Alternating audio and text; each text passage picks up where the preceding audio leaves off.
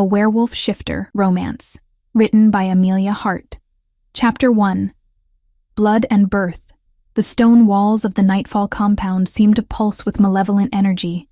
As Isla Moreau pressed her back against the cold surface, her swollen belly contracting with another wave of pain. 8 months.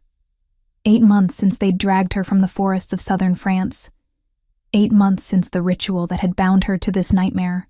Breathe through it, she whispered to herself in French, the language of her childhood providing small comfort in this place where comfort was a foreign concept. The contractions were coming faster now, each one stealing her breath and sending fire through her body. The heavy oak door groaned open, and 3 figures entered the dimly lit chamber. Alpha Cassius Nightfall dominated the space with his presence alone, tall, broad-shouldered, with the kind of cold beauty that spoke of centuries of selective breeding. His storm-gray eyes surveyed her with the detached interest of a farmer examining livestock. "Finally," he said, his voice carrying the authority of a man accustomed to absolute obedience. "I was beginning to think the ritual had failed." Behind him stood 2 guards, their massive frames blocking any hope of escape. But it was the 3rd figure that caught Isla's attention, a man who shared Cassius's sharp features, but none of his cruel indifference. This had to be the twin brother she'd heard whispered about in the halls. "The labor is progressing naturally," the stranger said, setting down a medical bag with practiced efficiency. "But she needs proper care, not an audience." Cassius's lips curved in something that might have been amusement. "Always so concerned with propriety, Dorian. She's carrying Nightfall heirs. That makes this pack business." Dorian. The name fit him. Classical, refined, nothing like the harsh brutality of his twin. Isla watched as he moved closer, his hands gentle as he checked her pulse. His touch was warm, human, so different from the cold violation of the ritual 5 months ago. "When did the contractions begin?" Dorian asked, his voice pitched low and soothing. Up close, she could see the subtle differences between the twins. Where Cassius radiated predatory menace, Dorian carried himself with the careful precision of a healer. "Hours ago," Isla managed, another contraction cutting off her words. The pain was becoming unbearable, but she'd endured worse. She'd survived the ritual, survived months of captivity. She would survive this too. "I need privacy to examine her properly," Dorian said, not looking at his brother. "And clean water, towels. You have 30 minutes. Cassius replied. "I want those children born tonight." As the Alpha left with his guards, Isla found herself alone with the gentler twin. Dorian worked efficiently, preparing supplies and checking her condition with professional detachment. But she caught him glancing at the shackles around her wrists, something dark flickering in his expression. "The ritual," she said suddenly, needing to break the silence. "5 months ago. You weren't there." Dorian's hands stilled. "No, I was away, studying new techniques at a medical facility in Seattle." He resumed his work, but tension radiated from every line of his body. "I didn't know about the specific circumstances of your arrival until recently." Recently. The word hung between them, loaded with implication. Isla studied his face, noting the tight lines around his eyes, the way his jaw clenched when he mentioned the ritual. Another contraction hit, stronger than the others, and suddenly the world exploded. Not with pain, but with something else entirely. Power. Raw, ancient energy that had been sleeping in her bloodline for generations burst free, triggered by the extremity of her situation. The force of it sent both guards who had been stationed outside her door to their knees, their life force partially drained. Dorian staggered, his face paling, but he remained upright, stronger than the others, or perhaps protected by the medical connection between them. "What was that?" he breathed, staring at her with new recognition. Isla felt the energy crackling under her skin, unfamiliar but somehow right. "I don't know," she whispered, though part of her did know. The stories her grandmother had told, the legends of their family line that she'd always dismissed as fairy tales. "Life weaver," Dorian said quietly, understanding dawning in his eyes. "That's why he wanted you specifically. Not just any Omega would do." Before Isla could respond, footsteps thundered in the corridor. Cassius burst through the door, his eyes wild with a mixture of fury and triumph. He'd felt the power discharge, and instead of fear, it had filled him with savage satisfaction. "Magnificent," he breathed, staring at Isla as if she were a prize he'd finally claimed. "I knew the bloodline would manifest under enough stress." "The babies are coming," Dorian interrupted, his medical training overriding everything else. "Now." What followed was a blur of pain and power. With each contraction, Isla's newly awakened abilities pulsed outward, causing lights to flicker and guards to stumble. But Dorian remained steady, guiding her through the birth with gentle competence. The first baby emerged with a cry that seemed to shake the very stones of the ancient compound. A girl, perfect and healthy. Minutes later, her brother followed, equally strong and vocal in his displeasure at being brought into this harsh world. "Twins," Cassius said, his voice thick with satisfaction. "A matched pair. Perfect." As Dorian cleaned and examined the babies, Isla felt a different kind of power stirring within her. Not the wild energy of her Lifeweaver heritage, but the fierce protectiveness of a mother. These children were hers, created through violation, but loved despite their origins. "They're healthy," Dorian announced, wrapping each baby carefully before placing them in Isla's arms. For a moment, the room fell silent, except for the soft sounds of the newborns. Then Cassius stepped forward, his intentions clear in the predatory gleam of his eyes. "Bring them to the nursery. They'll be safer there." "No." The word escaped Isla before she could think, powered by instinct and desperation. "They stay with me." "I think not." Cassius gestured to the guards. "You've served your purpose. The children belong to the Nightfall Pack now." As the guards moved forward, something snapped inside Isla. The Lifeweaver power that had awakened during birth surged outward in a protective wave. Both guards collapsed, their strength drained so suddenly that they couldn't even cry out. Cassius snarled, his own power rising to meet hers, but Dorian stepped between them. "Enough," he said firmly. "She's just given birth. She needs time to recover before any transitions are made." For a long moment, the twins stared at each other across the room. Then Cassius smiled, cold and calculating. "Very well. But understand this, Lifeweaver. In 30 days, when their powers begin to manifest, I will perform the soul tethering ritual. After that, they will be mine in ways that go beyond blood or law." The threat hung in the air like a physical presence. 30 days. Whatever that ritual entailed, Isla knew with bone-deep certainty that she couldn't let it happen. As Cassius swept from the room with his unconscious guards, Dorian lingered. He moved closer to Isla, his voice dropping to barely above a whisper. 30 days, he repeated, but his tone held promise rather than threat. "That's not very long, but it might be enough." Their eyes met across the space between them, and Isla saw something she hadn't expected. Hope.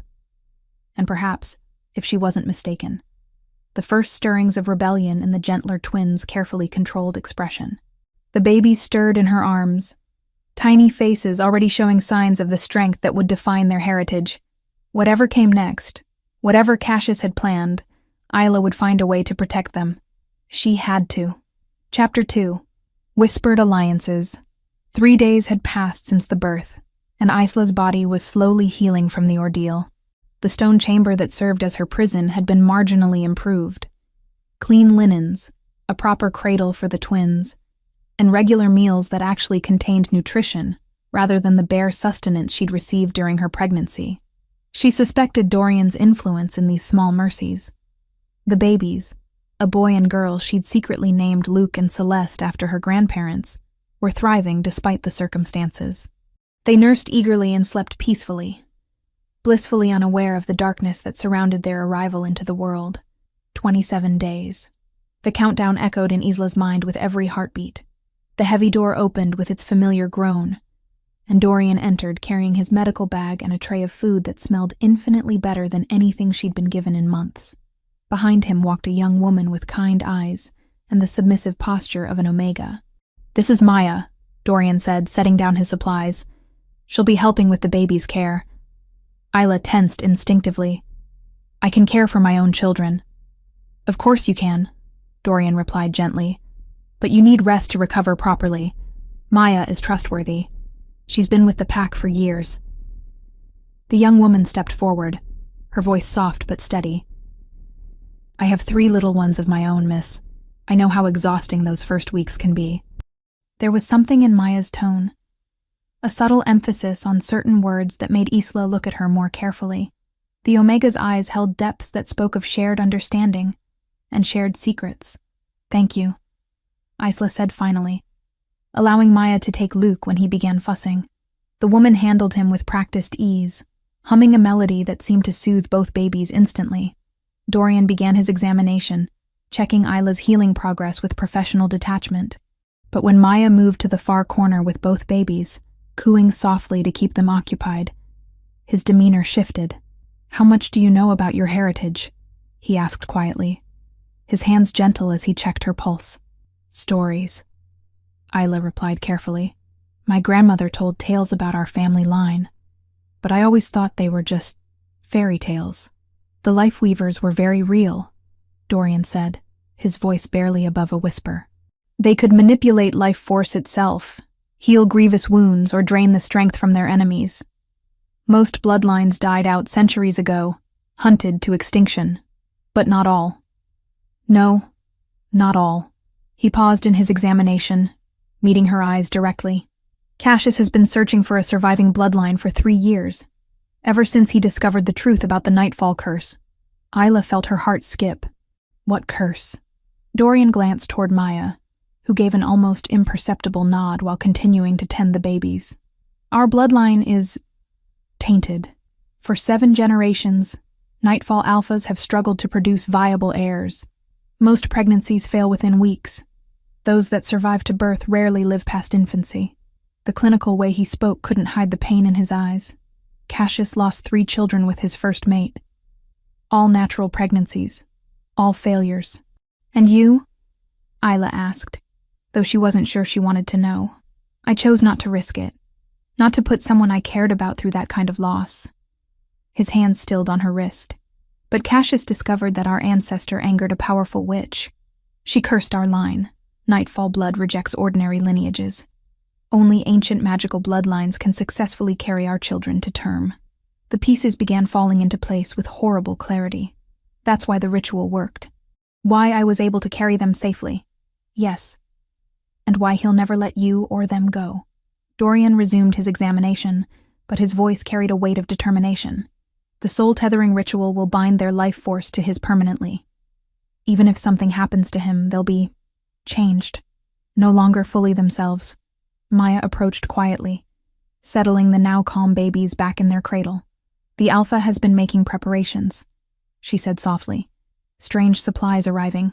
Old books. The kind that make the Heir itself feel wrong." "How long have you known?" Isla asked Dorian. "About the forced rituals, the coercion." His face tightened with something that looked like shame. "I suspected something was wrong 3 months ago.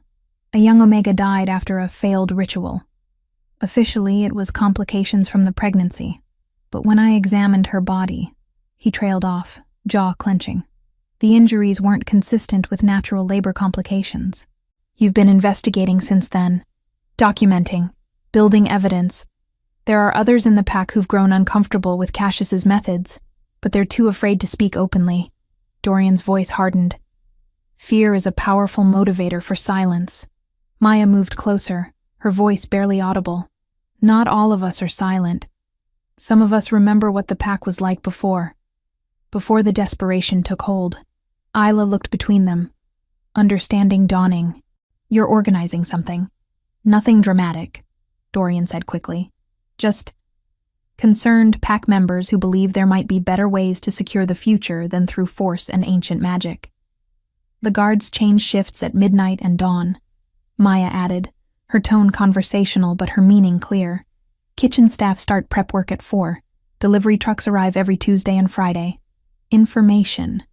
They were giving her information, subtle but unmistakable. Isla felt a spark of something she hadn't experienced in months. "Hope. 27 days," she said quietly. 27 days, Dorian confirmed. but the soul tethering requires specific lunar conditions. If we could somehow delay or disrupt the timing. The new moon, Maya supplied. 3 weeks from now. The ritual must be performed during the dark phase, when the barriers between worlds are thinnest. Isla shifted carefully, testing the strength in her legs. The birth had taken a toll, but her life weaver heritage seemed to be accelerating her recovery. She could feel energy flowing through her more steadily now, no longer the wild bursts of power that had manifested during labor. These abilities, she said, looking at her hands. I can feel them growing stronger. Life force manipulation responds to need and emotion, Dorian explained.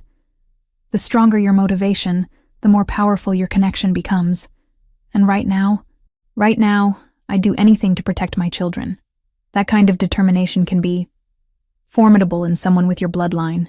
He stood, gathering his supplies. Rest, recover. Let your strength build naturally. We have time to plan, to prepare. As he moved toward the door, Isla called out softly, Dorian. He turned back. Why are you helping me?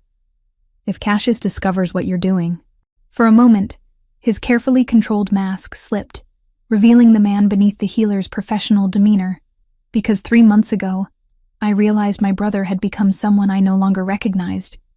And because he glanced at the babies sleeping peacefully in their cradle. Because some things are worth the risk. After he left, Maya lingered for a few more minutes, tidying the room with efficient movements. As she arranged fresh linens, she spoke quietly, without looking at Isla directly. There are 12 of us now. Pack members who remember better days. We can't offer much, but when the time comes. She folded a blanket with careful precision. Sometimes the smallest actions can tip the balance. When Maya finally departed, Isla was left alone with her thoughts and her children. She moved to the cradle, studying their sleeping faces in the flickering candlelight. Luke had Dorian's gentle features, while Celeste showed signs of the steel that ran through the Nightfall bloodline. 27 days to find a way to save them. 27 days to master abilities she barely understood. 27 days to transform from victim to protector. She placed her hand gently on each baby's chest, feeling the steady rhythm of their heartbeats. Power stirred within her, responding to her maternal instincts, growing stronger with each moment of contact. Whatever came next, whatever price she had to pay, Cassius would not claim her children's souls. She would make certain of that. Chapter 3. Hidden Strength. 1 week had passed since the birth, and Isla could feel her body returning to its natural strength with surprising speed. The life weaver heritage that had awakened during labor seemed to be accelerating her healing, making her recovery far swifter than any normal Omega would experience. 20 days remaining. Dorian arrived for his evening medical check with his usual supplies, but tonight he carried something extra. A leather-bound journal that looked ancient even by werewolf standards. Maya followed close behind, her arms full of fresh linens and her expression carefully neutral. "How are you feeling?" Dorian asked, setting his bag down near the small table that had been added to her chamber. "Stronger," Isla replied honestly. She was sitting up without difficulty now, and the constant fatigue that had plagued her final months of pregnancy had lifted entirely. The babies are thriving too. Luke and Celeste were indeed growing rapidly, their werewolf genetics already showing in their alertness and the way they tracked movement with their bright eyes. They nursed eagerly and slept soundly, blissfully unaware of the countdown hanging over their heads. "That's what I wanted to discuss," Dorian said, glancing toward Maya, who moved to the far corner and began folding linens with deliberate concentration. "Your recovery rate is remarkable, even for someone with your bloodline." Isla studied his face carefully. "You know more about life weavers than you told me before." "Some." He opened the journal, revealing pages covered in elegant script and detailed diagrams. "This belonged to my great-grandmother. She was interested in genealogy and bloodline research, long before Cassius became obsessed with the subject. The pages he showed her contained sketches of symbols that made her skin tingle with recognition. Spirals and interwoven patterns that seemed to pulse with their own inner light, even as simple ink on paper. Life weavers could manipulate life force in both directions, Dorian explained quietly. They could heal by transferring their own vitality to others, or they could drain energy from enemies to strengthen themselves. But the ability required conscious control to be truly effective. The power I used during the birth was instinctive, Isla said, remembering the wild surge that had knocked down the guards. Instinct is powerful, but unpredictable. With training, you could learn to direct the flow precisely. His finger traced one of the diagrams. Small manipulations at first, accelerating your own healing, sensing the life force of others nearby. Maya approached with a cup of herbal tea, setting it down within Isla's reach. The guard rotation changes in 10 minutes, she said conversationally. Evening shift takes 30 minutes to fully settle into their positions. Information disguised as casual conversation. Isla was learning to recognize the pattern. "Show me," she said to Dorian, her voice determined. He looked toward the door, listening for footsteps in the corridor, then moved closer. "Place your hand on your arm, just above where you were injured during the birth." Isla had a small cut on her forearm from the chaos of labor. Nothing serious, but it had been slow to heal. She pressed her palm against it, feeling the slight tenderness of the healing skin. "Now, instead of pushing energy outward like you did during the birth, try drawing it inward. Visualize your life force flowing toward the injury, concentrating there." It took several minutes of focused concentration, but gradually Isla began to feel something shifting beneath her skin. Warmth spread from her palm, and when she lifted her hand, the cut had faded to little more than a faint line. "Remarkable," Dorian breathed. "Most people take weeks to achieve that level of control." "Desperation is a powerful teacher," Isla replied, flexing her fingers and marveling at the sensation of energy flowing through them. Maya cleared her throat softly. "New guard is Marcus tonight. He's sympathetic to certain viewpoints. Tends to check on prisoners from a distance rather than entering their chambers." Another piece of information.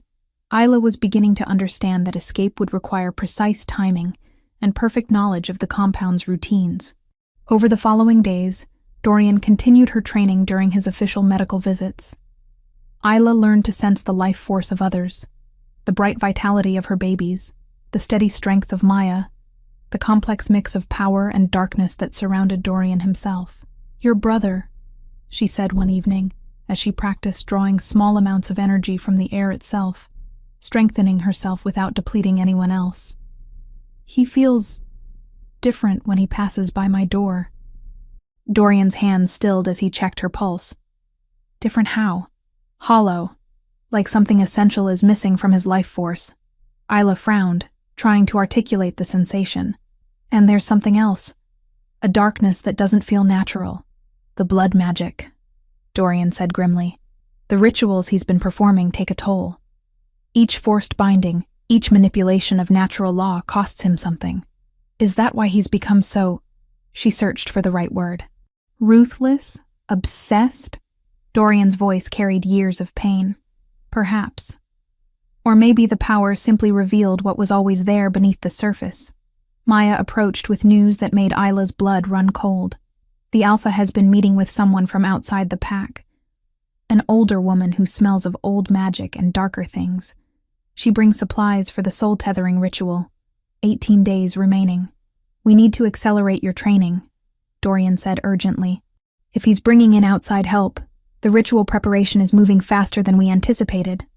That night, after the compound had settled into its evening routine, Dorian returned with Maya and another figure, a middle-aged man with kind eyes and the bearing of someone accustomed to hard work. "This is Thomas," Dorian explained quietly. "He works in the kitchens, but he was a warrior before he came here. He's been documenting some concerning changes in pack dynamics." Thomas nodded respectfully to Isla. "Ma'am, I've seen what the Alpha's methods have done to pack morale. There are good people here who remember when strength meant protection, not domination." "How many?" Isla asked. 12 confirmed," Maya replied. "Maybe more who are afraid to speak openly. We're not talking about revolution. Just people who believe there might be better ways forward." Dorian opened his journal again, this time to a page showing the compound's layout. "The ritual chamber is in the basement, 3 levels down. It's been sealed off for weeks while preparations are made. but Thomas has been able to observe some of the work through maintenance tunnels. Strange symbols carved into the floor, Thomas reported. Channels cut into the stone that look designed to hold fluids, and an altar at the center that's been stained with something dark. Isla felt her Lifeweaver abilities respond to her rising emotion, power crackling beneath her skin. "Show me more about controlling energy," she said to Dorian. "If we're going to have any chance of stopping this, I need to be able to do more than heal small cuts." The training intensified over the following nights. Isla learned to extend her senses throughout the compound, mapping the life forces of guards and staff. She practiced drawing energy from multiple sources at once, then channeling it with precision rather than the wild bursts that had characterized her early manifestations. Most importantly, she learned to sense the unnatural taint of blood magic, the cold, hollow feeling that surrounded anything touched by Cassius's rituals. "The ritual components are being stored in his private chambers," Maya reported after several days of careful observation. "But there are guards posted there constantly now. 15 days remaining." "There's something else," Dorian said during one of their training sessions. "The woman helping him. I've seen her before, in old pack records. She was involved in some very dark events about 50 years ago." "What kind of events?" Isla asked, though she wasn't sure she wanted to know. "Mass bindings. Entire families forced into magical servitude." Dorian's voice was grim. "If she's here, it means Cassius isn't just planning to bind your children to himself. He may be planning something much larger." The implications sent chills through Isla's body, but they also strengthened her resolve. Whatever Cassius was planning, whatever dark future he envisioned, it would not come to pass. She placed her hands on her children's cradle, feeling their innocent life force pulsing steadily in the darkness. Power flowed through her more easily now, responding to her will, rather than her desperation. 15 days to master abilities that had taken her ancestors decades to develop. 15 days to save not just her children, but potentially every vulnerable person in the compound. The countdown continued. But now she was counting toward action, rather than simply marking time until disaster. The training had begun in earnest. Chapter 4. Bonds and Betrayals. The sound of raised voices echoing through the stone corridors woke Isla from an uneasy sleep. She could hear Cassius's voice, cold with fury, and Dorian's measured tones trying to de-escalate whatever confrontation was unfolding. Her Lifeweaver senses, now finely tuned after days of training, picked up the jagged edges of their emotional turmoil. Rage, disappointment, and something that felt dangerously close to betrayal. 12 days remaining. Luke began to fuss, his infant instincts picking up on the tension that filled the compound. Isla lifted him carefully, settling him against her chest while keeping Celeste sleeping peacefully in the cradle. The babies had grown noticeably in their 2 weeks of life, their werewolf genetics accelerating their development beyond human norms. Heavy footsteps approached her chamber, and the door burst open with enough force to rattle the hinges. Cassius stood in the doorway, his usually immaculate appearance disheveled, his storm-gray eyes blazing with cold fire. Behind him, 2 guards dragged a struggling Dorian into the room. "It seems my dear brother has been keeping secrets," Cassius said, his voice carrying the deadly calm that preceded violence. "Secrets about you, about our family's future, about loyalties that should never be questioned." Dorian's left eye was swelling shut, and blood trickled from a split lip. But his gaze remained steady as it met Isla's. In his eyes, she saw an apology and a warning.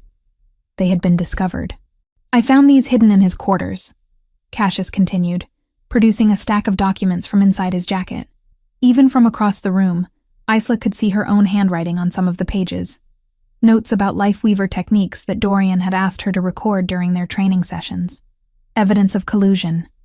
Documentation of abilities that should have remained hidden until the proper time. Cassius's lips curved in a smile that held no warmth. And most interesting of all, correspondence with certain disloyal elements within our own pack. The guards forced Dorian to his knees, but he kept his head raised, meeting his brother's gaze without flinching. "What you're doing is wrong, Cassius. The forced rituals, the coercion. This isn't what our family stands for. Our family stands for survival," Cassius snarled, his composure cracking. "For 7 generations, We've watched children die in infancy, watched the bloodline weaken with each failed pregnancy. I finally found a solution, and you want to destroy it for what? Sentiment? I want to stop you from becoming a monster, Dorian replied quietly. The words hung in the air like a physical blow. For a moment, Cassius actually recoiled, something vulnerable flickering across his features. Then his expression hardened into ice. Monster? He repeated. I've sacrificed everything. My peace of mind, my moral certainties, my relationship with the only family I have left, to secure our legacy. And you call me a monster? Look around you, Cassius, Dorian said, gesturing toward Isla with his bound hands. Look at what you've created. A prison where children are born into slavery, where women are reduced to breeding stock. This isn't legacy, it's atrocity. Isla clutched Luke closer, feeling her life-weaver abilities respond to the emotional chaos filling the room. Power crackled beneath her skin, eager to lash out at the threat to her children and the man who had shown her kindness. But Dorian's earlier training echoed in her mind. Control was everything. Wild power would only make the situation worse. You mentioned a maldition, a curse on your bloodline, she said suddenly, her voice cutting through the tension. Both brothers turned to look at her. What exactly did your ancestor do to earn such punishment? Cassius's eyes narrowed. That's not your concern. It is if I'm supposed to trust you with my children's future. Isla kept her voice steady despite the fear coursing through her. What kind of man was he? What kind of choice did he make? He chose power over compassion, Dorian answered before his brother could respond. He betrayed a witch who had helped our pack during a famine, sold her to hunters for political gain. She cursed our line with the inability to create life through natural love. Only through force and magic could Nightfall heirs survive. The revelation hit Isla like a physical blow. The pattern was repeating itself. Generation after generation, the Nightfall Alphas chose power over honor, force over consent. And you want to continue that legacy, she said to Cassius. To perpetuate the very behavior that earned the curse in the first place. I want to save my family, Cassius said, but his voice lacked its earlier conviction. By becoming exactly what your ancestor was, Dorian added. By choosing expedience over ethics, by treating others as disposable resources. Cassius's control snapped. He struck Dorian across the face with enough force to split his cheek open, then gestured sharply to the guards. Take him to the holding cells. Maximum security. I don't want him speaking to anyone until after the ritual. As the guards dragged Dorian toward the door, he managed to catch Isla's eye one last time. His lips formed silent words that made her heart skip. Be ready. When they were gone, Cassius remained in the chamber, pacing like a caged predator.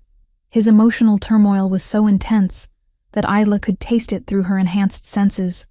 Rage, pain, and beneath it all, a desperate loneliness that made her almost pity him. You think I enjoy this? He said suddenly, not looking at her.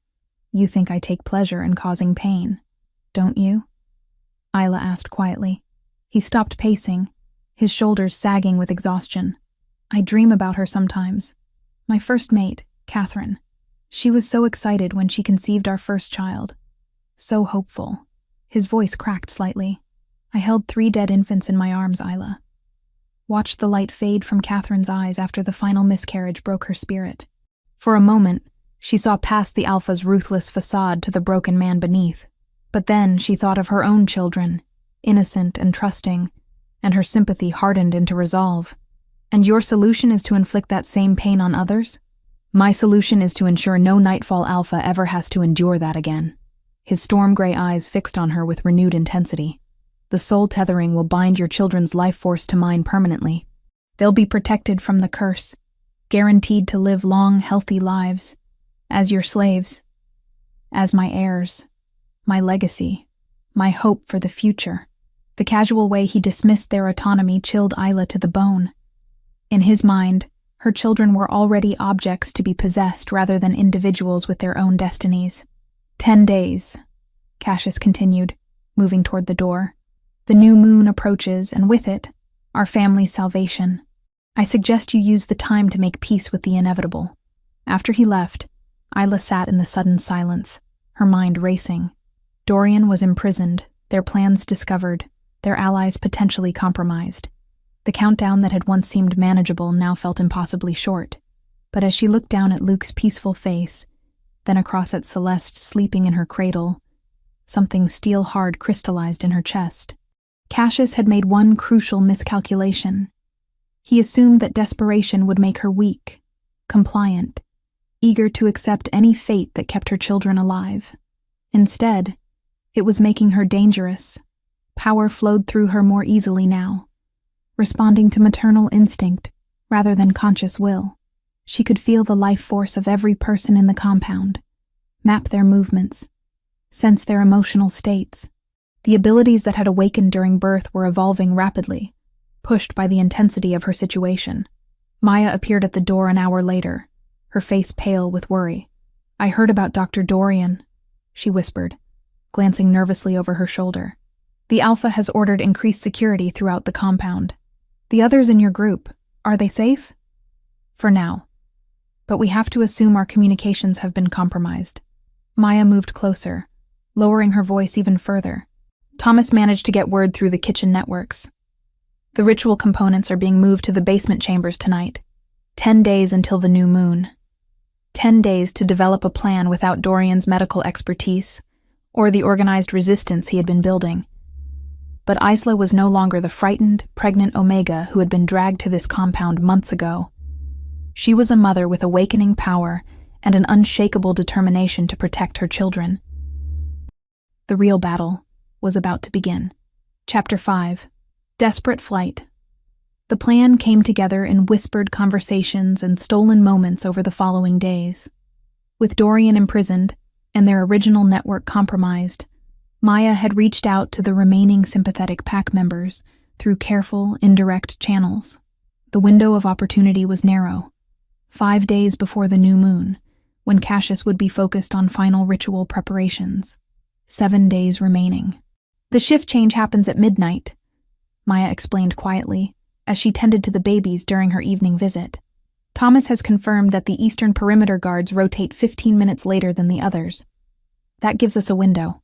Isla nodded, her hands steady as she folded the few belongings she could carry. Her Lifeweaver abilities had continued strengthening, fed by desperation and maternal instinct.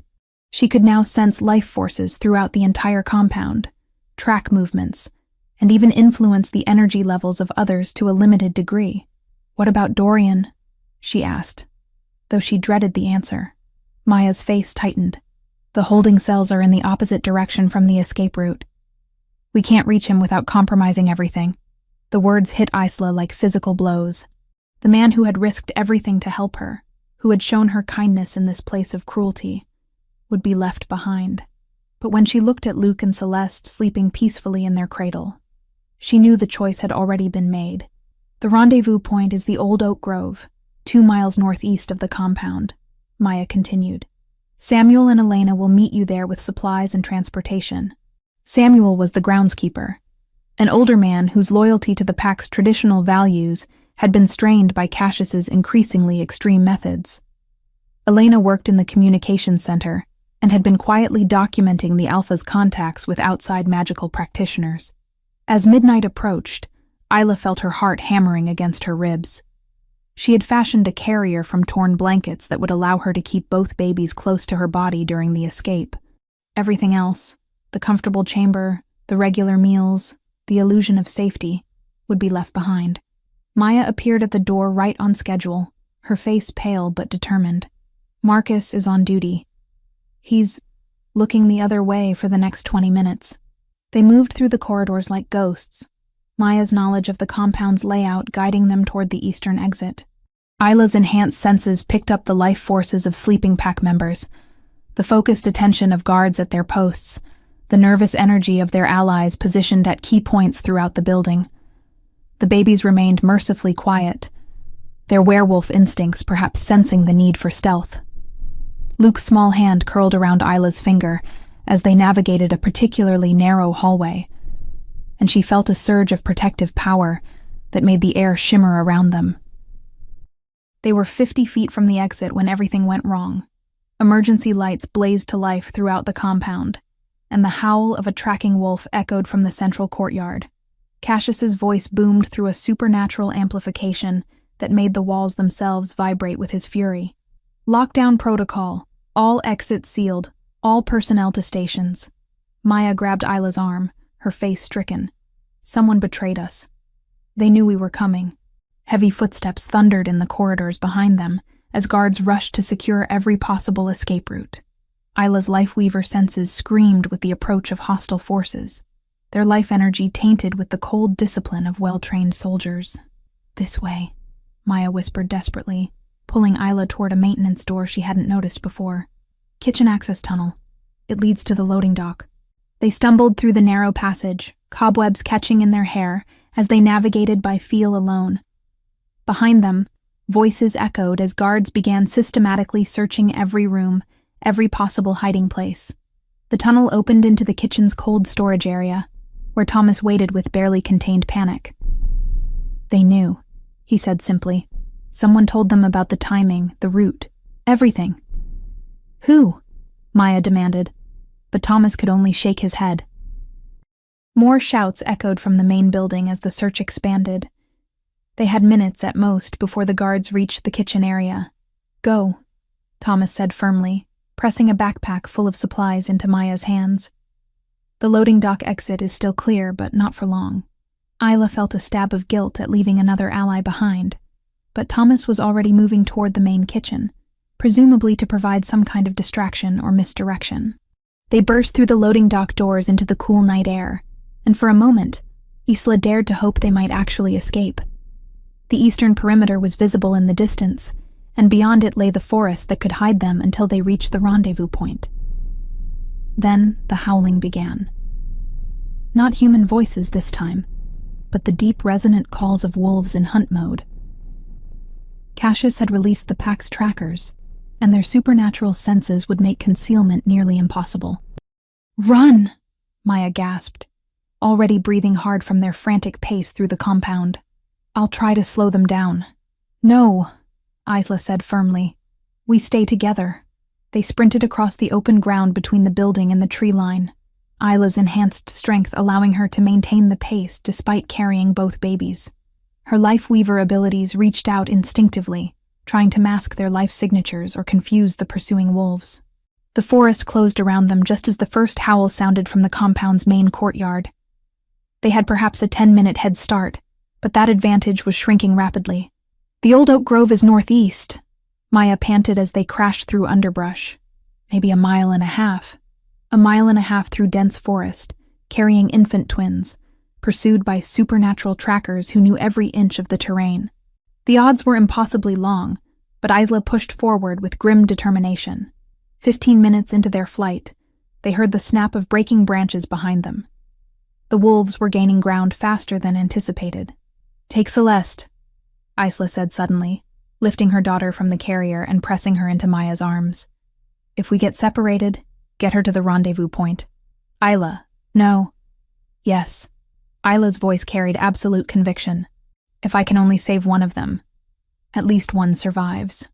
The decision tore at her heart, but maternal logic overrode emotion. Splitting up doubled the chances that at least one child would escape Cassius's plans. They had been running for 25 minutes when the attack came. 3 massive wolves materialized from the shadows, their eyes glowing with unnatural intelligence. These weren't ordinary pack members. They were Cassius's elite guards, enhanced with blood magic to make them faster and stronger than normal werewolves. Maya veered left with Celeste, disappearing into a thicket of dense brambles.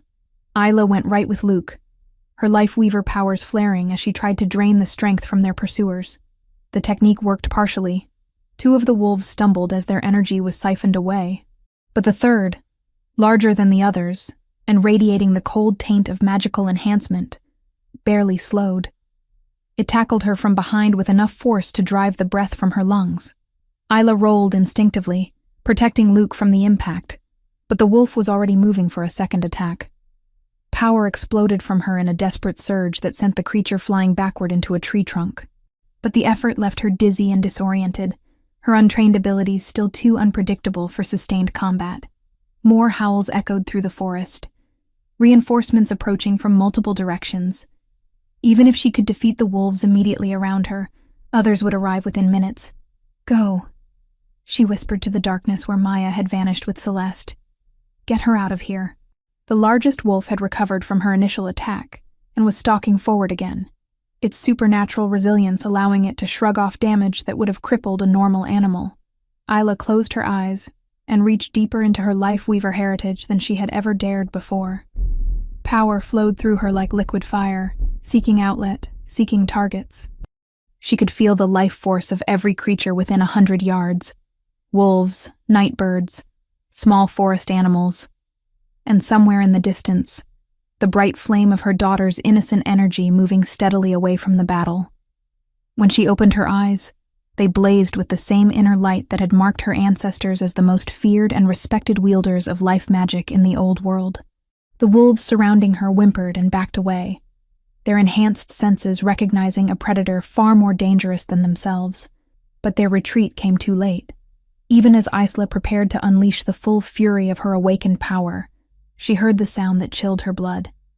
Luke's frightened crying, which had started when the wolf tackled her. The sound was like a beacon in the darkness, guiding every tracker within miles straight to their location. Heavy footsteps crashed through the underbrush, and Cassius emerged from the shadows with a dozen guards at his back. His storm-gray eyes took in the scene, the cowering wolves, the blazing power radiating from Isla, the obvious signs of her dramatic evolution. "Magnificent," he breathed, and his smile was full of savage satisfaction. "Even more powerful than I had hoped." The guards moved to surround her, but Cassius raised a hand to stop them. "Carefully," he warned.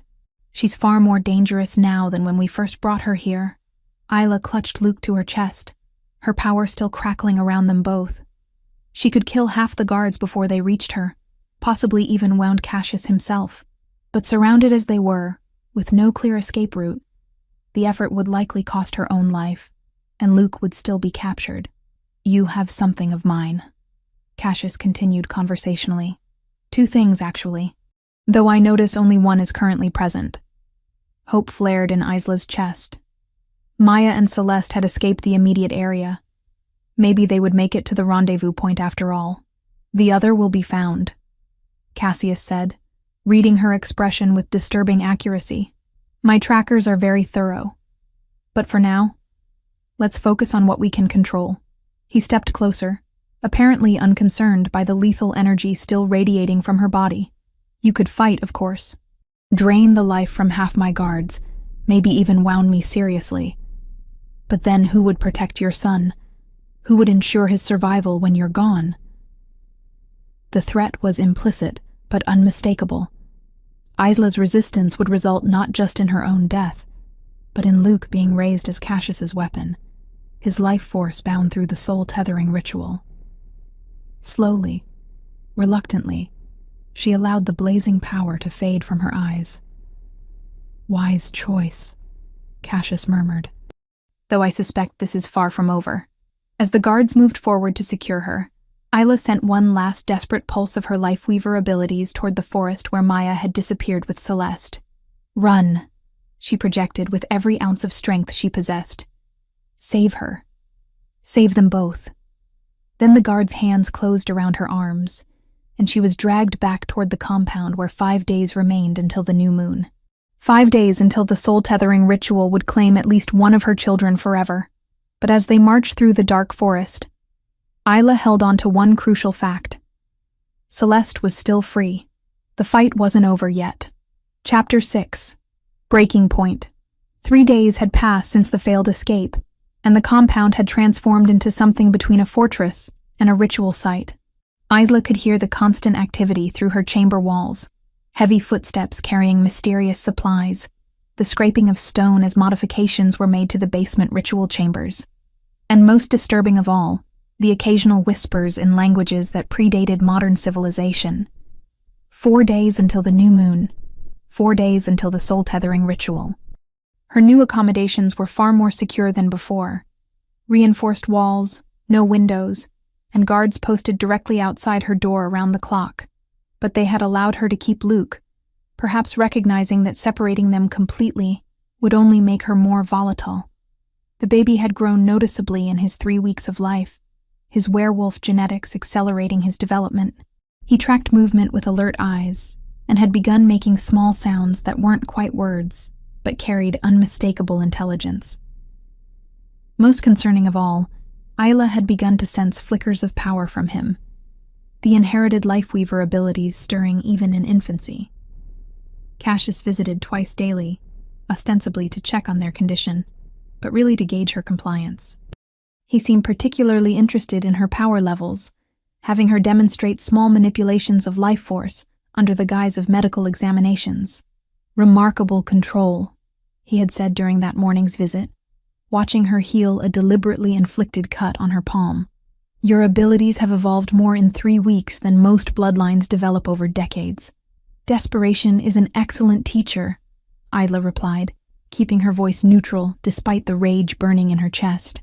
"Indeed. Though I wonder if you've considered the advantages of cooperation." Cassius settled into the chair across from her, his storm-gray eyes reflecting calculated interest. The soul tethering need not be unpleasant for the children. With the proper preparation, they would retain much of their individual personality while gaining the security of permanent protection. Protection from what? Their own choices? Their own lives? Protection from the curse that has plagued our bloodline for 7 generations. His voice hardened slightly. Protection from the kind of losses I endured with Catherine and our children. The mention of his dead mate was clearly meant to evoke sympathy, but Isla had moved beyond pity to a cold, crystalline clarity about what needed to be done. "Where is my daughter?"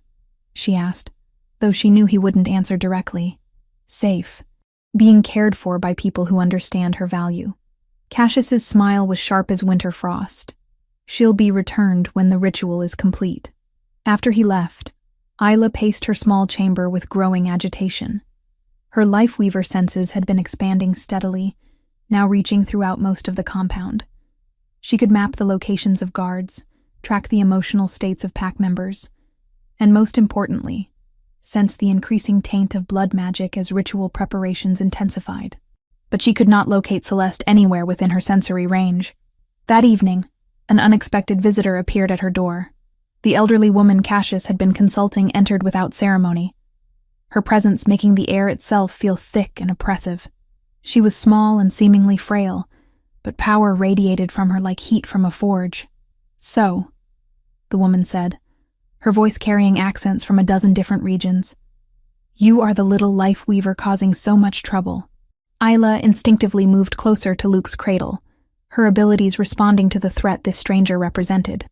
"And you're the one helping Cassius pervert ancient magic for his personal obsessions." The woman laughed, a sound like grinding stone. "Personal obsessions. Child, I have been studying bloodline magic for longer than your family has existed. This is about power, pure and simple. Power to reshape the natural order. The natural order doesn't need reshaping. Doesn't it?" The woman moved closer, her eyes glittering with malevolent intelligence. "Tell me, little weaver, what do you know about the true history of your bloodline? The real reason life weavers were hunted to near extinction?" Despite herself, Isla found her curiosity piqued. "Enlighten me. They were feared not for their ability to heal or harm, but for their potential to transcend the boundaries between life and death entirely. A fully realized life weaver could theoretically grant immortality, resurrection, or," her smile turned predatory, "bind souls permanently to their will." The implication hit Isla like a physical blow. The soul tethering isn't just about protecting the children. You're trying to use them to achieve something else. Alpha Nightfall seeks security for his bloodline. I seek knowledge that could revolutionize our understanding of existence itself. The woman's eyes fixed on Luke with hungry intensity. Children with both Life Weaver and Nightfall heritage, bound through the proper rituals, could serve as conduits for forces beyond current comprehension. You're talking about experimenting on infants. I'm talking about evolution, about pushing the boundaries of what supernatural beings can achieve. The woman reached toward Luke's cradle, but stopped when Isla's power flared warningly around them. Your cooperation would make the process considerably less traumatic for everyone involved. Get away from him. 4 days, little weaver. 4 days to decide whether you'll participate willingly or be compelled to watch from the sidelines. After the woman left, Isla sat in the oppressive silence, her mind racing through possibilities that all seemed to lead to the same grim conclusion. She could sense no rescue coming, no cavalry riding to their aid. Whatever happened would depend entirely on her own actions. That night, during the deepest hours of darkness, she heard something that made her blood freeze. Dorian's voice, hoarse with pain, echoing from somewhere deep in the building's lower levels. He was being tortured, probably for information about escape routes or remaining sympathizers within the pack. The sound galvanized her into action. Using her life weaver abilities with more precision than ever before, Isla began systematically mapping every life force in the compound. She identified guard positions, tracked patrol routes, and most importantly, located the source of Dorian's suffering 3 levels below her current position. The basement ritual chambers. They were keeping him near the site where the soul tethering would take place. As dawn approached, Isla made her decision. The careful, gradual approach wasn't working. Indeed, it had never been realistic given the timeline they faced. What was needed now was not stealth, but overwhelming force. She had been holding back, using her abilities conservatively to avoid drawing attention. But conservation was a luxury she could no longer afford. Closing her eyes, Isla reached deeper into her life-weaver heritage than she had ever attempted before. Power flowed through her like a river of liquid fire, seeking connection with every living thing within her expanded range. The sensation was intoxicating and terrifying in equal measure. She could feel the heartbeat of every person in the compound, sense the flow of life energy through hundreds of bodies, taste the emotional resonance of fear, loyalty, ambition, and pain that colored the building's atmosphere. More importantly, she could manipulate all of it. Her eyes snapped open, blazing with the same inner light that had marked her ancestors as forces of nature made flesh. The guards outside her door collapsed instantly, their life force drained so quickly they had no time to cry out. The reinforced door simply disintegrated as she directed concentrated life energy against its molecular bonds. She stepped into the corridor carrying Luke, her power radiating outward in waves that sent every supernatural sense in the building screaming alerts. Throughout the compound, guards and pack members stumbled as their strength was partially siphoned away. Not enough to kill them, but sufficient to leave them disoriented and slow to respond. Isla moved through the corridors like an avenging angel, her enhanced senses guiding her toward the basement levels where Dorian's pain-filled voice continued to echo. Behind her, alarms began blaring as the remaining conscious staff realized what was happening. She encountered her first real resistance at the stairwell leading to the lower levels. 6 guards in full combat gear, armed with weapons designed specifically for supernatural threats. They lasted less than 30 seconds. The first guard's weapon simply fell apart in his hands as Isla's power disrupted the bonds holding the metal together. The second and third collapsed as their life force was drained to the point of unconsciousness. The remaining 3 attempted to rush her position, but found their enhanced werewolf strength failing as she siphoned their energy in real time. "Where is she?" Isla demanded of the one guard still capable of speech. "Where is my daughter?" The man's eyes were wide with terror as he stammered. "Off-site. Safe house. I don't know where—" His voice cut off as Isla drained just enough of his life force to render him unconscious. She had no time for extended interrogations. The basement levels were a maze of stone corridors and reinforced chambers, but her enhanced senses guided her straight to the source of Dorian's suffering. She found him chained in a small cell adjacent to the main ritual chamber, his face swollen with bruises and his clothes torn from days of systematic abuse. "Isla?" His voice was hoarse with disbelief. "How did you—" "Later," she said, using her power to shatter the chains binding him. "Can you walk?" "I think so." He struggled to his feet, leaning heavily against the wall. "But Cassius, he's here somewhere, preparing for—" A slow, measured clapping echoed through the chamber behind them. "Truly magnificent," Cassius said, emerging from the shadows with his usual predatory grace. But this time he wasn't alone. The elderly woman stood beside him, her eyes glowing with the same malevolent power that had made the air oppressive during their earlier encounter. I wondered when you would finally stop holding back, he continued. Though I admit, the scale of your evolution is even more impressive than we anticipated. Isla shifted Luke to one arm, while power crackled around her free hand. Release my daughter. Now. I'm afraid that's not possible. She's serving as insurance against exactly this sort of emotional outbreak. Cassius smiled with genuine warmth, as if discussing pleasant weather. But please, don't let that stop you from demonstrating more of your abilities. We're learning so much. The woman beside him raised her hands, and suddenly the air grew thick with competing magical forces. A full manifestation. She breathed with scientific fascination. We may be able to advance our timeline considerably.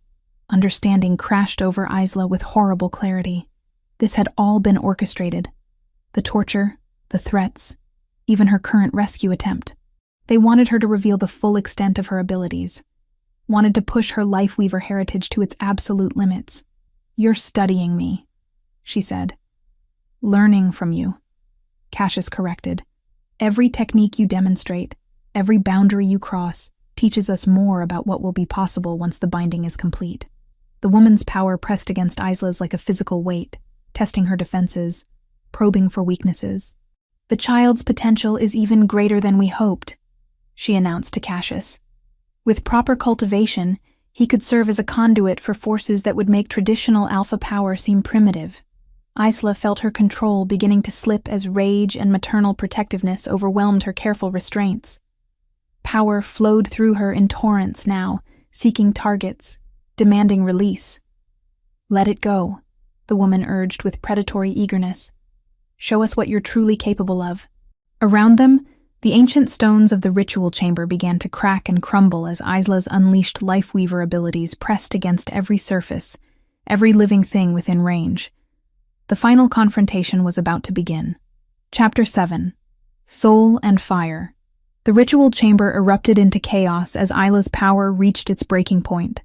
Ancient stones cracked and split as raw life energy pressed against every surface, seeking release from the emotional dam that had finally burst within her. The air itself seemed to burn with the intensity of her unleashed abilities. Fascinating.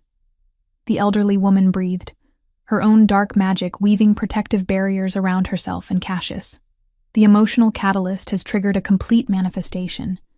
We may witness something unprecedented. Cassius watched with cold satisfaction as power flowed around Isla like liquid lightning. This is exactly what we needed to see. Document everything.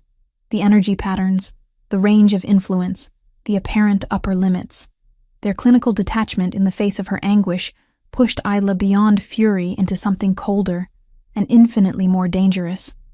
She could feel every heartbeat in the compound, taste the life force of hundreds of people, sense the complex web of power and fear that held Cassius's empire together, and she could unravel all of it. "Where is Celeste?" she demanded again, her voice carrying harmonics that made the remaining stones vibrate. "Safe," Cassius replied. "But her continued well-being depends entirely on your cooperation. Kill us, and you'll never find her. She'll grow up as our weapon, trained from infancy to serve our purposes." The threat was calculated to paralyze her, to make her hesitate at the crucial moment. But motherhood had taught Isla that sometimes love required terrible choices. "Dorian," she said quietly, not taking her eyes off Cassius, "can you disrupt their ritual preparations?" "Already on it," he replied, moving with surprising steadiness toward the carved altar at the chamber's center. Despite his injuries, his medical training allowed him to identify the crucial components of the magical array. "Stop him," the woman commanded Cassius, but the Alpha was too focused on Isla to pay attention to his brother's actions. "You're bluffing," Cassius said, stepping closer despite the dangerous energy crackling around her. "You won't risk your daughter's safety for revenge." "You're right," Isla agreed. "I won't risk it for revenge. But I will risk it for freedom." Her power suddenly contracted, pulling inward rather than expanding outward. Every particle of life energy within her range began flowing toward her position, drawn by will that brooked no resistance. The effect was immediate and devastating. Throughout the compound, pack members collapsed as their strength was drained. Guards stumbled and fell as their enhanced abilities failed. Even the ancient stones began to darken as the trace minerals within them were stripped away. Impossible, the woman gasped, her protective barriers beginning to crack under the assault. No life weaver has ever demonstrated this level of control. No life weaver ever had children to protect, Isla replied, her voice eerily calm as power continued to flow into her. Cassius attempted to rush her position, his alpha strength still partially intact, but found himself moving through air that had become thick as molasses. The concentrated life energy around Isla created a field that slowed everything except her own movements.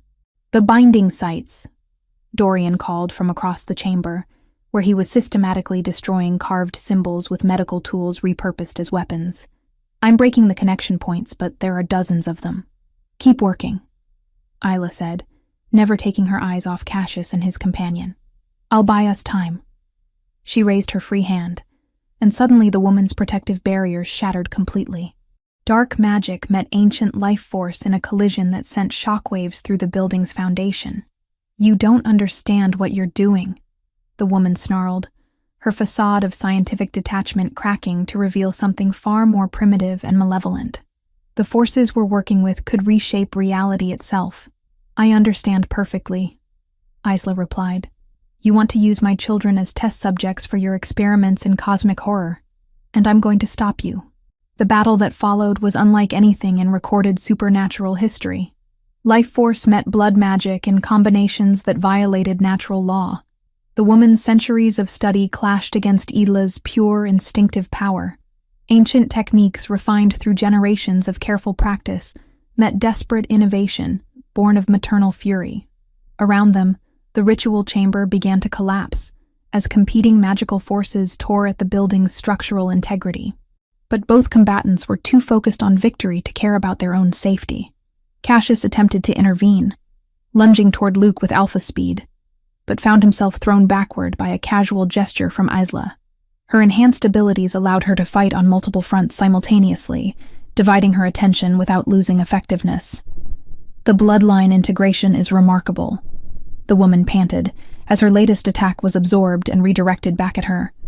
"With proper study, we could replicate these abilities in others." "There won't be any study," Isla said flatly. "There won't be any ritual, and there certainly won't be any integration." She compressed all her accumulated power into a single, focused strike that punched through the woman's defenses like a spear through paper. Life force met dark magic at the point of contact, and both energies canceled each other out with explosive force. The woman's scream was cut short, as her own blood magic turned against her, consuming her from within in a feedback loop that left nothing but ash and the lingering scent of ozone. Cassius stared at the empty space where his collaborator had stood, his expression shifting from confidence to something approaching fear. "Do you have any idea what you've just done?" She was the only person who understood the full scope of— "Good," Isla interrupted. "Then her knowledge dies with her." "You've doomed us all," Cassius snarled, his composure finally cracking completely. "Without the ritual, without the binding, the Nightfall curse will continue forever. My bloodline will die with me. Then maybe it's time to let it die." The words hit Cassius like physical blows. For a moment, his alpha mask dropped completely, revealing the broken, desperate man beneath. "I lost everything," he whispered. "Catherine, our children, any hope of continuing what my ancestors built. This was the only way." "It was the wrong way," Dorian said firmly, approaching from the ruined altar. "The curse exists because our ancestors chose power over compassion. Repeating their mistakes won't break it. It will only make it stronger."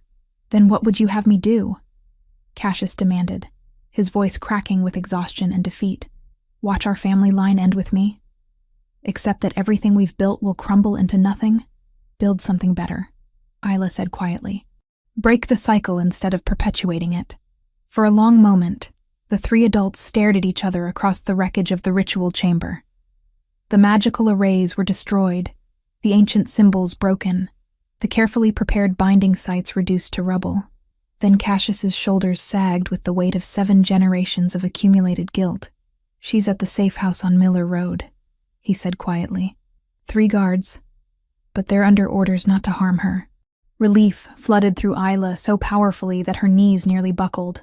She's alive, unharmed, fed, cared for, completely ignorant of what was supposed to happen. Cassius met her eyes with something that might have been respect. I may be many things, but I don't take pleasure in causing unnecessary suffering to infants. The guards? Dorian asked. Will stand down when I give the order. Cassius pulled out a communication device, speaking briefly in code that resulted in immediate confirmations from the distant location. 20 minutes later, Maya appeared at the ritual chamber carrying Celeste, the baby girl alert, and apparently none the worse for her separation from her mother. The reunion was emotional enough that even Cassius looked away, something uncomfortable flickering across his features. It's over? Maya asked, taking in the destruction around them. The ritual is destroyed, Dorian confirmed. The binding sites are broken beyond repair. Even if someone wanted to attempt the soul tethering again, they'd need months of preparation to recreate what was here. Isla held both her children close, feeling their life force pulsing steadily against her enhanced senses.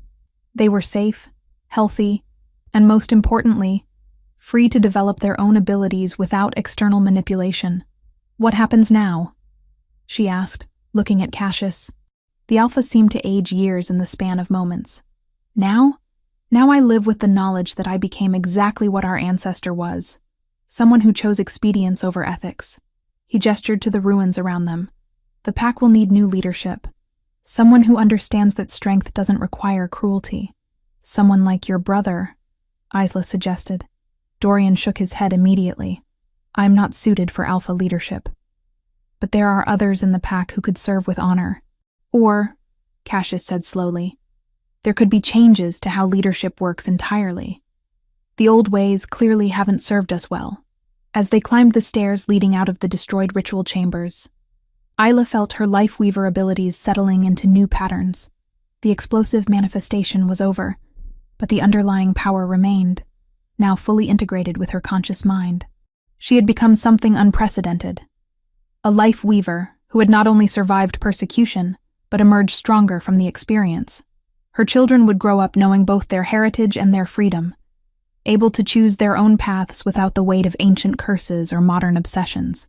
The night air tasted like possibility as they emerged from the compound. And for the first time in months, Isla allowed herself to believe in a future that held joy as well as survival. Behind them, the Nightfall dynasty would continue, but on very different terms than anyone had imagined. The curse was broken, but not through ancient magic or forced rituals. It was broken through choice, the conscious decision to be better than those who came before. Chapter 8. New Foundations. 4 months had passed since the destruction of the ritual chambers, and the former Nightfall compound had been transformed into something unrecognizable from its previous incarnation. Where once stood a fortress built on fear and ancient grudges, now sprawled a thriving community center that served supernatural families from across 3 territories. Isla stood on the balcony of her new home, a comfortable cottage nestled among the oak trees that bordered the main settlement, watching Luke and Celeste play in their garden playpen. The babies had grown rapidly in their 4 months of life, their werewolf genetics accelerating their development far beyond human norms.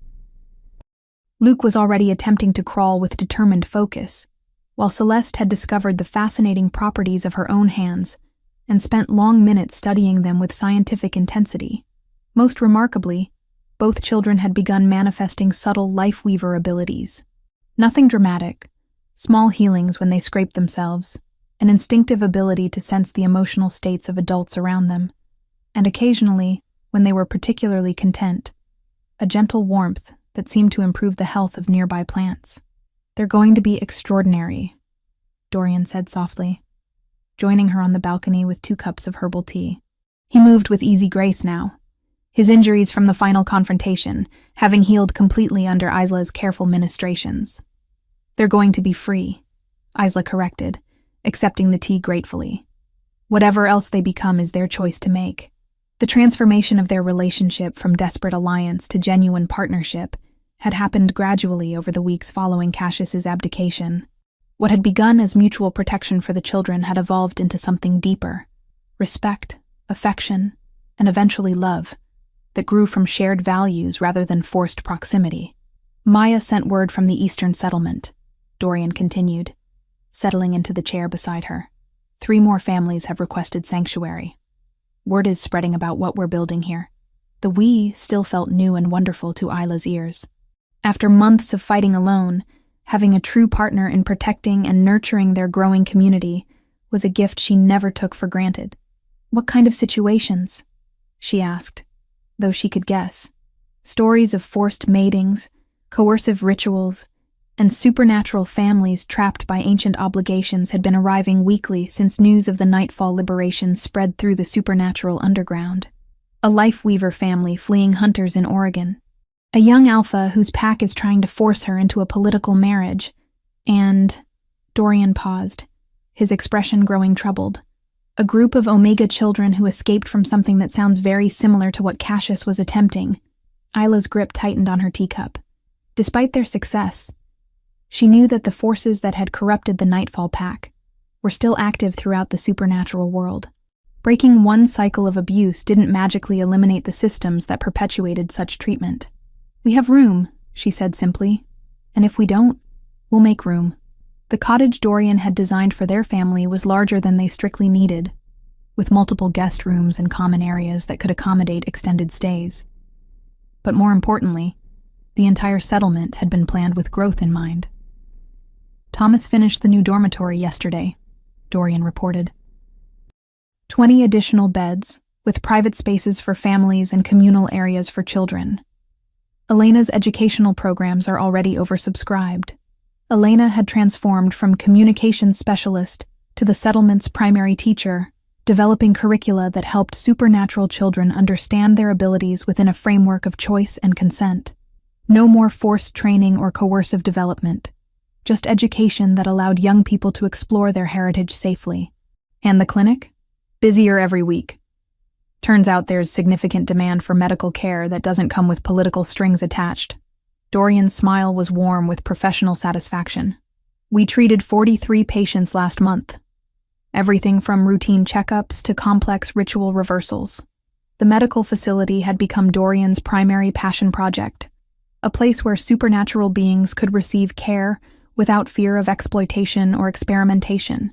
His experience with both traditional medicine and supernatural physiology made him uniquely qualified to serve populations that had been underserved for generations. A soft chime from the communication system interrupted their conversation. Maya's voice carried clearly from the speakers. "Isla, Dorian, we have visitors at the main gate. They say they're from the Western Territories Council." Isla and Dorian exchanged glances. Official visits from territorial councils usually meant either recognition or trouble, and it was often difficult to predict which until the representatives stated their business. "We'll be right down," Dorian replied, already moving toward the cottage's interior. They found a delegation of 5 waiting in the settlement's main reception area. 3 alphas, 1 beta, and surprisingly, a young Omega who carried herself with the confidence of someone accustomed to being heard in political circles. Their formal attire and careful postures marked them as serious diplomats rather than casual visitors. "Alpha Nightfall," the lead alpha said, offering a respectful nod to Dorian. "Luna Moreau," he added, extending the same courtesy to Isla. "I'm Alpha Harrison from the Western Territories Council. We've come to discuss a proposition. Please sit." Isla gestured to the comfortable seating area that Maya had prepared. "Can we offer refreshments?" "Thank you." Alpha Harrison waited for his delegation to be seated before continuing. "We've been monitoring the developments here with great interest. The transformation of the Nightfall territory has not gone unnoticed in political circles." "What kind of interest?" Dorian asked, his tone carefully neutral. "The productive kind, we hope," the Omega delegate interjected. "I'm Councillor Stevens. I represent constituencies that have long advocated for reforms in how supernatural communities handle marriage, reproduction, and child welfare." Isla felt a spark of cautious optimism. "What kind of reforms?" "Based on your model," Alpha Harrison explained. "Voluntary association, consent-based mating practices, protection for vulnerable populations. The Western Territories have authorized us to propose a formal alliance." "What would that entail?" Dorian leaned forward, his medical training making him naturally cautious about agreeing to anything without understanding the details. Resource sharing, coordinated sanctuary policies, and most importantly, a united front against territories that continue to practice less progressive policies. Counselor Stevens's voice hardened slightly. We've identified at least 6 regions where forced mating rituals are still routine practice. The conversation continued for nearly 2 hours, covering everything from legal frameworks to funding mechanisms.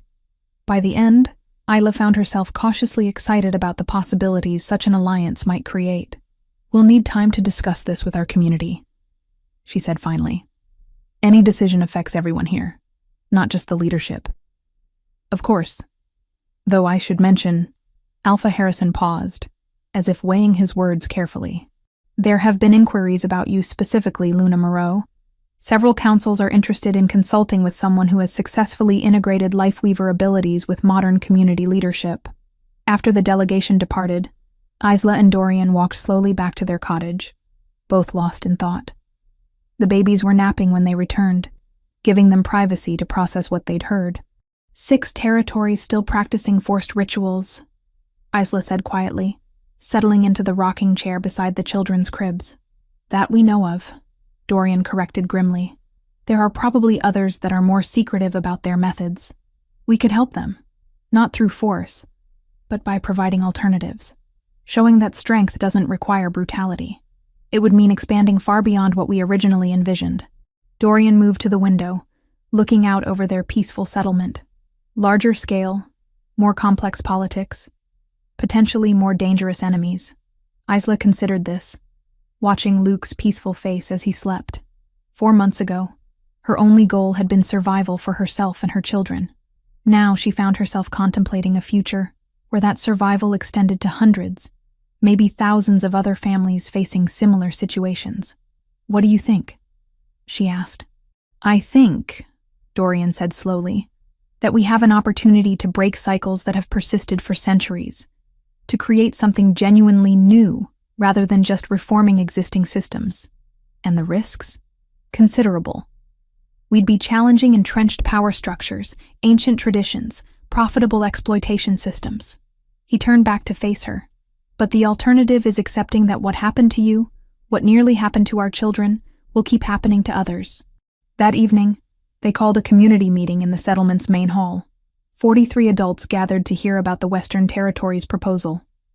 Former pack members who had stayed after Cassius's abdication, refugees who had found sanctuary in recent months, and support staff who had been drawn to the community's mission. The discussion was heated but respectful, with concerns about security balanced against enthusiasm for expanding their protective reach. Thomas argued passionately for accepting the alliance, sharing stories of families he'd met who were still trapped in situations similar to what the Nightfall Pack had once enforced. Maya raised practical questions about resource allocation and growth management. Elena worried about maintaining educational quality while scaling up their programs. Samuel, the former groundskeeper who had become their informal coordinator of agricultural activities, summed up the consensus. We came here to build something better. If we have the chance to help others build something better too, isn't that what we're supposed to do? The vote was unanimous in favor of accepting the Western Territories alliance. 3 weeks later, Isla stood in the same spot on her balcony, but the view had changed dramatically. Construction crews worked steadily on new buildings that would house expanded medical facilities, additional educational spaces, and larger residential areas. Representatives from 4 different territories had established temporary offices to coordinate sanctuary policies. Most importantly, new families arrived daily, supernatural beings fleeing oppressive situations, finding hope in a community that proved alternatives were possible. Luke had taken his first steps that morning, totaling across the cottage's main room with determination that reminded Isla powerfully of his father's focused intensity. Celeste had begun experimenting with her Lifeweaver abilities, successfully encouraging flowers to bloom out of season, with gentle touches that radiated contentment. Do you ever regret it? Dorian asked, joining her for their evening ritual of watching the sunset over their transformed world. Regret what? Any of it. The pain, the fear, the uncertainty. If you could change the circumstances that brought you here. Isla considered the question seriously, thinking about the terrified, pregnant Omega, who had been dragged to this place 8 months ago. That woman could never have imagined the life that had grown from those horrific circumstances. "I regret the suffering," she said finally. "I regret that it took desperation to create change. But I don't regret where we ended up, or what we've built together." She leaned against his shoulder, feeling the solid warmth of his presence and the gentle pulse of their children's life force from inside the cottage. Around them, their community continued its evening routines, families sharing meals, children playing in gardens, adults collaborating on projects that would benefit people they'd never met. "We broke the cycle," she said softly. "Not just for us, but for everyone who comes after." As darkness settled over the settlement, lights began twinkling in windows throughout the growing community. Each one represented a choice: to believe in something better, to work toward change, to protect those who needed protection. The curse that had haunted the Nightfall bloodline for 7 generations was truly broken now, not through ancient magic or forced rituals, but through the conscious decision to choose love over fear, cooperation over domination, hope over despair. And in the cottage where 2 babies slept peacefully, surrounded by the warmth of a community built on mutual respect and shared values, the future stretched ahead bright with possibility. The transformation was complete, but the real work, building a world where freedom and dignity were available to all supernatural beings, was just beginning. Isla and Dorian found their freedom, but countless others still struggle against forced bonds and ancient prejudices. If their story of rebellion and hope moved you, many more tales of supernatural love conquering oppression await. Subscribe to witness hearts breaking free from chains across our supernatural universe. Thank you for joining their journey to freedom.